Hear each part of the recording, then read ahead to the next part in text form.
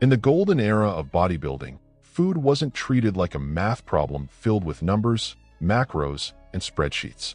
It was something way more simple and intuitive. Champions back then didn't need apps to count protein or carbs.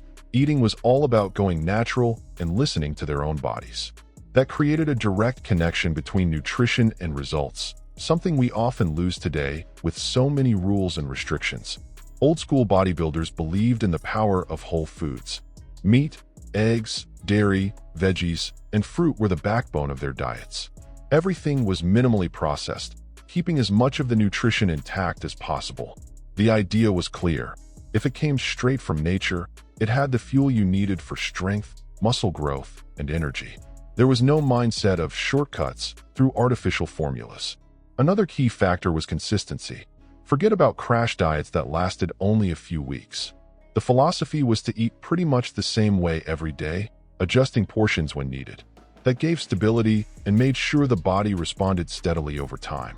Instead of chasing food fads, they focused on habits they could maintain for years. It's also important to remember that back then, supplements were extremely limited. Options were scarce, expensive, and often questionable in quality. That forced athletes to build their gains almost entirely on real food. Red meat, eggs, milk, and vegetables weren't just food. They were the foundation for creating legendary physiques. And behind the practice, there was a mindset. Diet wasn't some temporary sacrifice. It was a lifestyle for anyone who wanted to be a champion.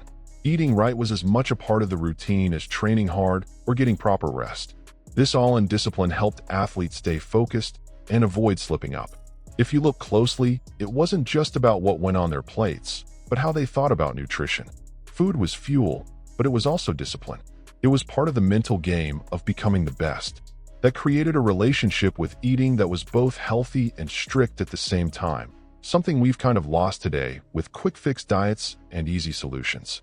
When we think of supplements today, we picture endless options: flavored protein powders, powerful pre-workouts, fast-absorbing amino acids, and specialized formulas for every phase of training. But in the golden era, things were very different. Sure, athletes had access to a few supplements, but the variety was tiny and the quality often questionable. Take protein powders, for example. They were nothing like the tasty shakes we know now. Most were made from plant sources, had poor amino acid profiles, and, according to guys from that time, tasted awful. Many athletes used them out of necessity, but nobody pretended it was enjoyable.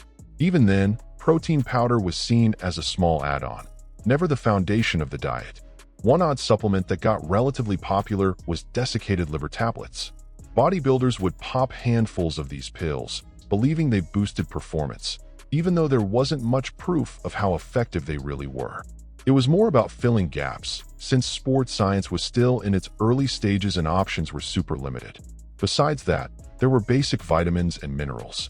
But again, nothing close to today's multifunctional blends.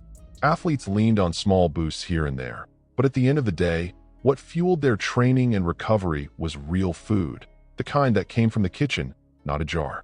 This lack of choices ended up shaping a different mentality. Instead of putting all their hope into pills and powders, bodybuilders knew they had to get the most out of food. Supplements were just support, not salvation. That kept them focused on what truly mattered: consistent eating and daily discipline. And if there's one thing that really defined golden era nutrition, it was simple, nutritious, easy-to-find foods. Among them all, red meat was king. Packed with protein and fats, it was seen as essential fuel for muscle growth and recovery after brutal workouts. For many athletes, a good steak was worth more than any supplement. And before we keep going, make sure you're already subscribed and hit that like button. It helps us a lot. Now, let's get back into the content.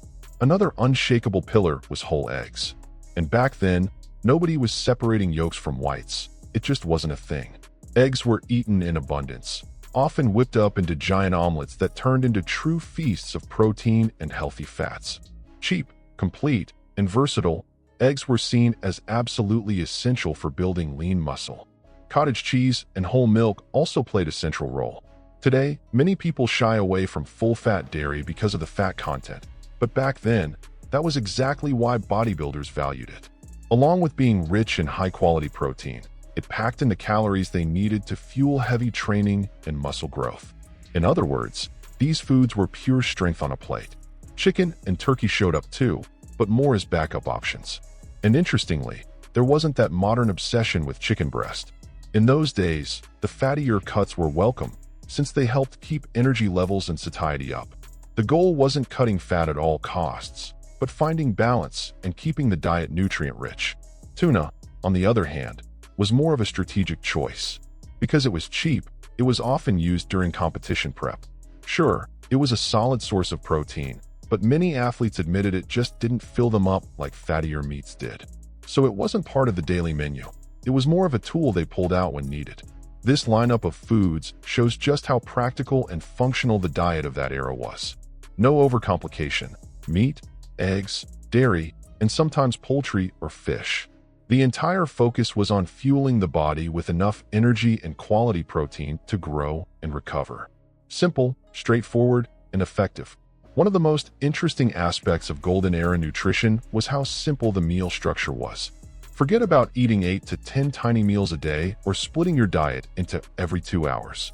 Bodybuilders followed a pattern that looked a lot more like everyday folks, for main meals spread across the day. That routine fit perfectly into their lifestyle without unnecessary tricks or formulas. Breakfast was always loaded, designed to deliver energy right from the start. Imagine kicking off the day with a homemade beef patty, whole eggs, and cottage cheese.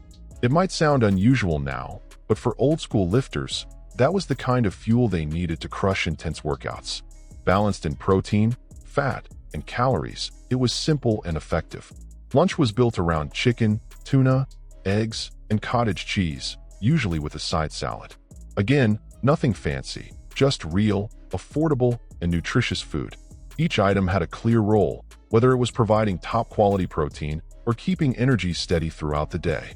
It was the kind of meal that sustained you without gimmicks.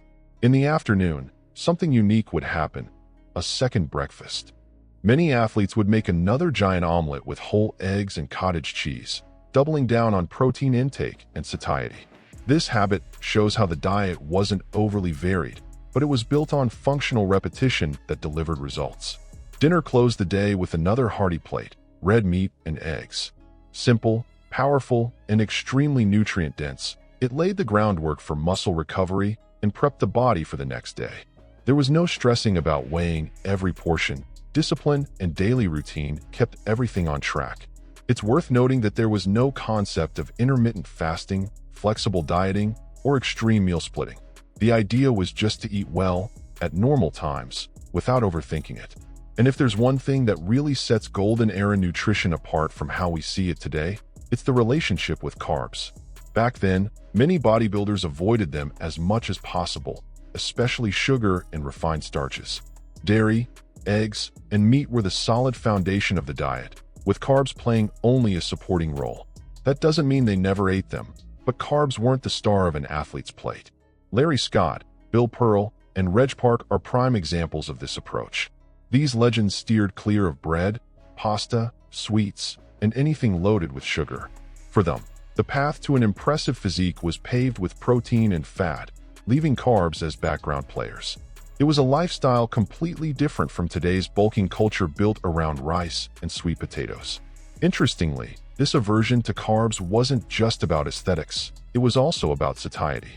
Many lifters believed that fatty foods kept them full longer and helped avoid sudden energy crashes.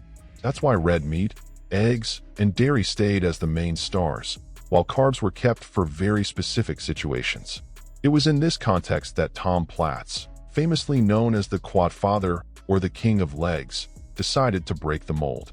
For his prep leading into the 1980 Mr. Olympia, he bumped up his carb intake to around 300 grams per day, something totally out of the ordinary at the time. The result? A stunning, razor-sharp physique that proved maybe there was room to rethink the old-school low-carb strategy. But Platz soon realized that his body started adapting. After a while, the results slowed down, and he had to swing back toward a lower-carb model, using carbs in a more strategic way. In a sense, what he did became a preview of what we now call carb cycling, planning highs and lows in carbohydrate intake to fine-tune conditioning. This shows that even without today's advanced sports science, bodybuilders were already experimenting, adjusting, and basically using their own bodies as laboratories. It was instinctive, but incredibly observant, an early version of trial-and-error nutrition that still influences us today. And here's the big question. Are we overestimating the role of carbs in modern bodybuilding? Could it be that the simplicity of the golden era carried its own kind of wisdom, something worth revisiting and adapting for today? When we talk about the golden era, we can't help but think of the legends who defined it. And beyond their legendary workouts, what they put on their plates also shaped history. Each champion had a unique eating style, reflecting his goals and physical needs. Let's dive into three icons: Arnold Schwarzenegger, Zane, and Sergio Oliva. Arnold, the ultimate face of the era, followed a high-calorie, high-protein diet. His focus was non-stop muscle growth, and he didn't hold back when it came to eating dense, nutrient-rich foods. Red meat, eggs, and milk were staples on his table. Arnold believed food was an essential part of transformation, so when it came to building his body, quantity and quality went hand in hand. Zane, on the other hand, was all about refinement. Known for his symmetry and aesthetics, he took a much more strategic approach. Timing was everything for him, especially when it came to carbs. Zane carefully manipulated when and how he ate them to highlight definition and maintain a lean, balanced look. His philosophy showed that bodybuilding wasn't just about size. It was about presenting a harmonious, finely tuned physique. Then there was Sergio Oliva, the myth. His insane size and strength demanded a ridiculous amount of daily calories. His diet was built on massive portions, the kind of eating most people couldn't even imagine sustaining. It was as if his body was a machine that never stopped asking for fuel, and he fed it with huge, calorie-dense meals to keep up with his monstrous frame. These contrasts show that even under the same golden era philosophy, there was plenty of room for personal adaptation. Arnold pushed growth, Zane chased aesthetics, and Oliva fueled sheer mass and power. Each one understood his own body and adjusted nutrition to hit the results he wanted on stage.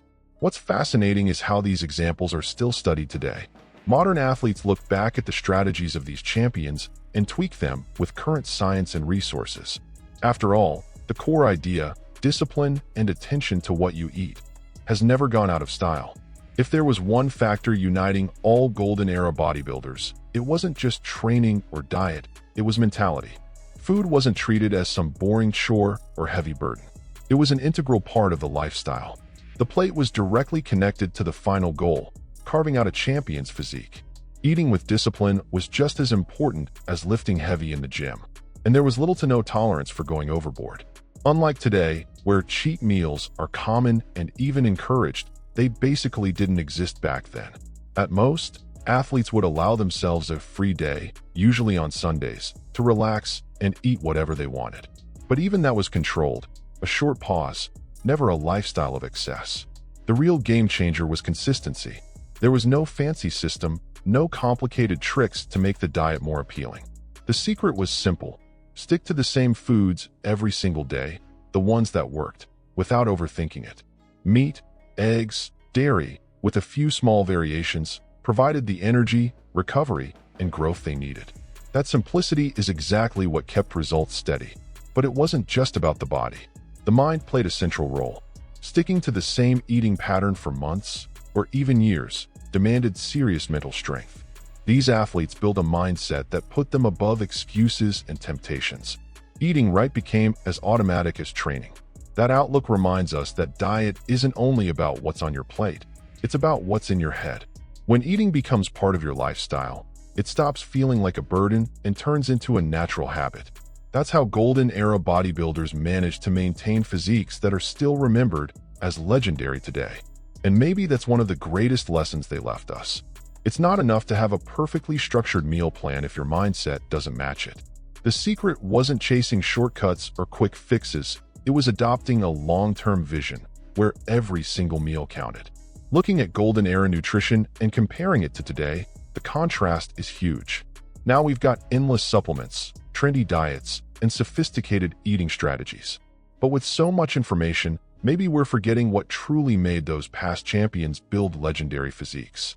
The first big lesson? Value simplicity. Real food is still the foundation of any real transformation. Meat, eggs, dairy, and vegetables were enough to build the most iconic physiques in bodybuilding history. That shows we don't need a never-ending list of ultra-processed products to evolve. Sure, supplements can help, but relying less on them has benefits, not just physically, but financially and even emotionally, since diet stops being such a source of stress. Another powerful lesson is consistency. While many people today jump from one strategy to another, hoping to find a magic solution, Golden Era athletes proved that sticking to a simple routine for years brought much more solid results. It wasn't about bursts of intensity. It was about disciplined repetition. And even the famous cheat day had its place. Unlike today's binge-style cheat meals, back then it was more like a balanced break, a psychological reset that didn't destroy a week's progress.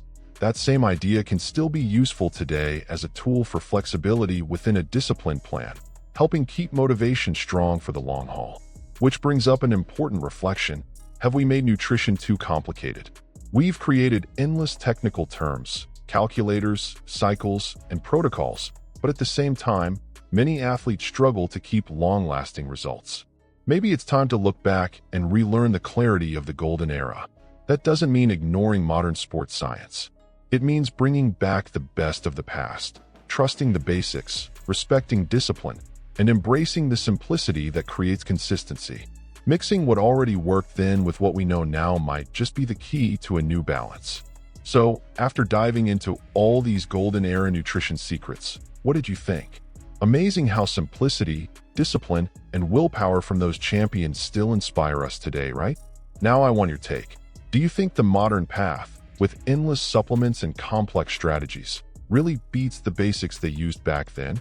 Or is the real essence still in consistency and real food? Drop your thoughts in the comments, because your participation makes this community even richer. And if this video brought you value, don't forget to hit that like button. It helps the channel grow and reach more bodybuilding fans who love the history of the sport. Also, make sure you subscribe so you don't miss what's coming next, and if you can, consider becoming a member. That way you support our work even more and unlock exclusive perks. And of course, it doesn't stop here. On the end screen, you'll see a video directly connected to today's topic, packed with more stories and curiosities about bodybuilding giants. Click it and keep this journey going. You're definitely going to be surprised.